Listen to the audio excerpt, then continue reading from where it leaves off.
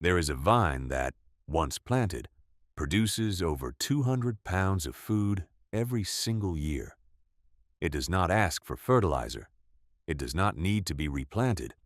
Once its root system has had a full season to establish itself, it pulls moisture from depths that most garden plants never reach, making supplemental watering almost unnecessary across much of the country where it thrives.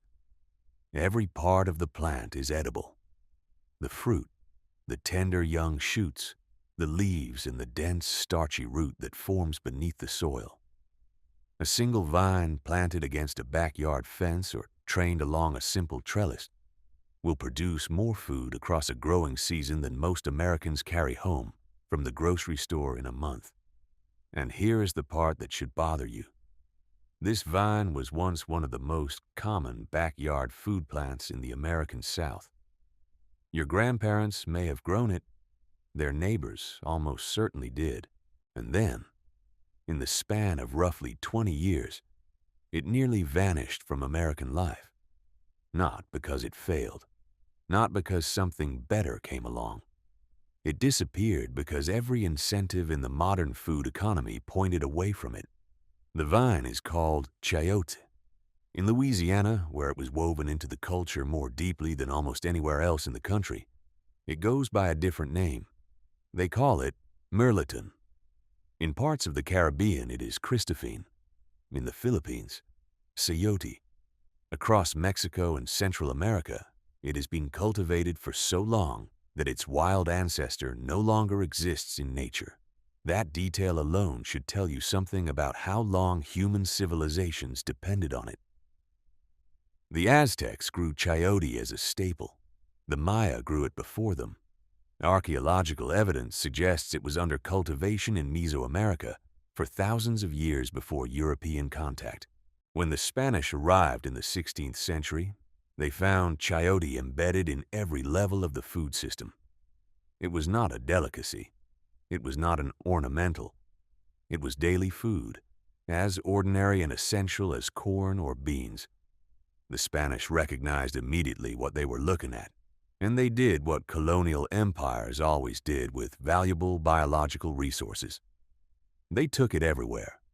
Within a century, chayote was growing in the Philippines, in Indonesia, across North Africa, in India, and throughout the Pacific Islands. It adapted to nearly every tropical and subtropical climate on Earth with almost no intervention, because that is simply what this plant does. It survives.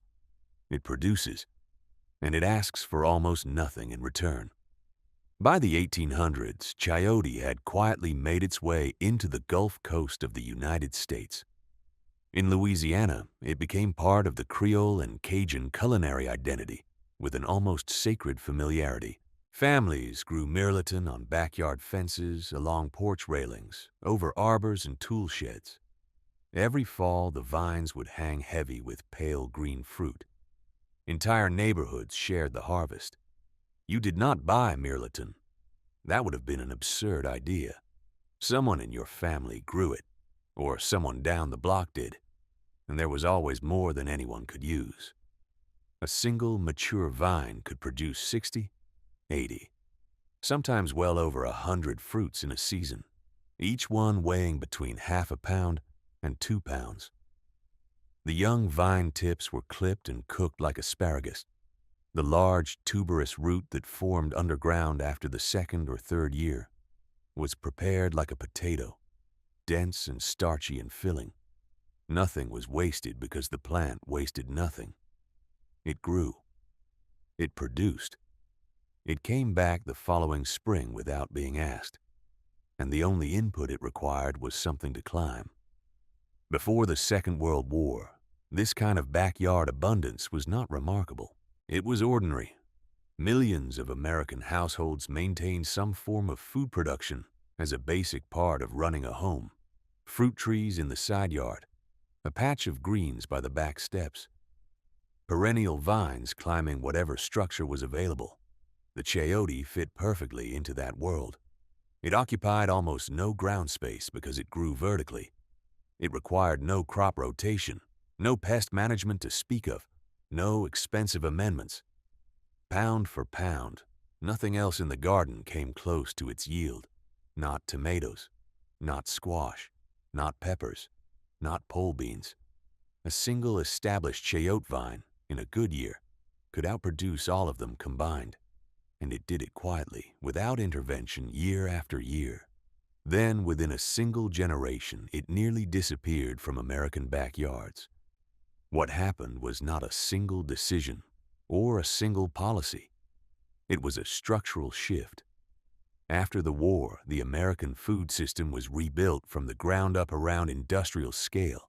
Supermarkets expanded into every town and suburb. Refrigerated trucking connected industrial farms to retail shelves across thousands of miles. Suburban development replaced small garden lots with manicured lawns. The new economy did not need households to produce food. It needed them to purchase it. Every industry connected to the food supply depended on the same behavioral shift. The seed companies, the fertilizer manufacturers, the chemical producers, the grocery chains, the packaging corporations, the cold storage networks, all of them required one thing. They needed Americans to stop growing and start buying.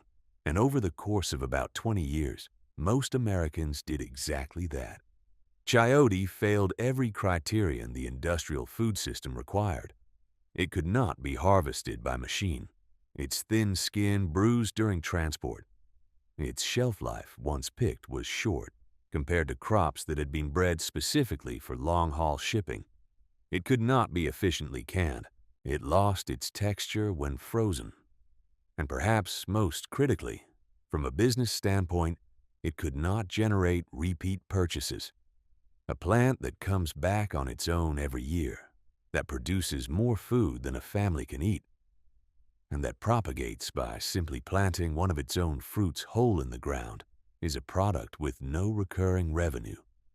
You buy it once, then you never need to buy it again. There is no business model built around a plant that permanently eliminates the customer's need for more of itself. Understand that this does not require conspiracy. The economics alone are more than sufficient. Every sector of the modern food supply chain is built on annual spending. Seeds every spring, fertilizer every season, produce every week. The entire structure depends on repetition. A perennial vine that yields 200 pounds of food with no purchased inputs is not merely inconvenient for that system. It is structurally incompatible with it. No corporation will promote it. No grocery chain will feature it. No agricultural program funded by commodity crop revenue will prioritize it. The vine did not vanish because it stopped being productive. It vanished because its productivity served the wrong balance sheet. And yet, outside the United States, nothing changed. In Mexico, chayote remains one of the most commonly consumed vegetables in the country. In Costa Rica, it is a kitchen staple sold in every market and grown on household trellises in exactly the manner it was grown in New Orleans 100 years ago. Across Southeast Asia and India, it is an everyday food. Globally, hundreds of millions of people continue to eat it as a matter of routine. It is only in the United States where the food economy was industrialized more aggressively than anywhere else on Earth that chayote was quietly edited out of common knowledge. Think about what that means in practical terms today. Grocery costs have climbed steadily for years and show no signs of reversing.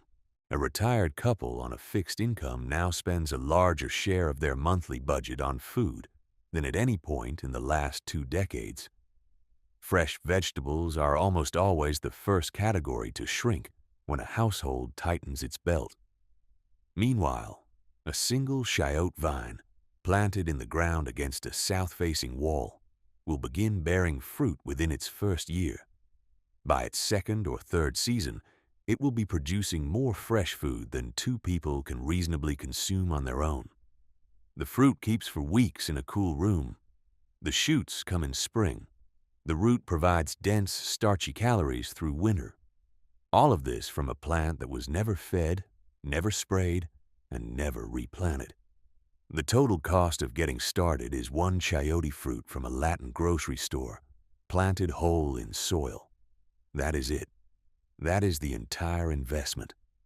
The biology has not changed. The productivity has not changed. The only thing that changed was the culture surrounding it. One generation was told through 1,000 quiet economic signals that growing your own food was outdated, inefficient, and unnecessary. That grocery stores would always be stocked. That supply chains were permanent. That the modern way forward was to depend on systems, not on soil. And that generation, without realizing what it was doing, broke a chain of knowledge that had connected every generation before it to plants exactly like this one. They did not reject the chayote. They were simply never introduced to it. The handoff never happened. The vine kept growing everywhere else on Earth, but in America the thread was cut. There is something worth sitting with in that silence. A plant that fed civilizations for thousands of years, that crossed oceans in the holds of colonial ships and took root on every continent it touched, that survived drought and neglect and displacement and centuries of upheaval, was nearly erased from American awareness not by failure but by the quiet efficiency of a system that had no use for it. The vine is still here. It still produces 200 pounds of food a year, with nothing asked in return. The seed still sprouts inside the fruit, already alive before it even touches the ground. The only thing missing is the decision to plant it.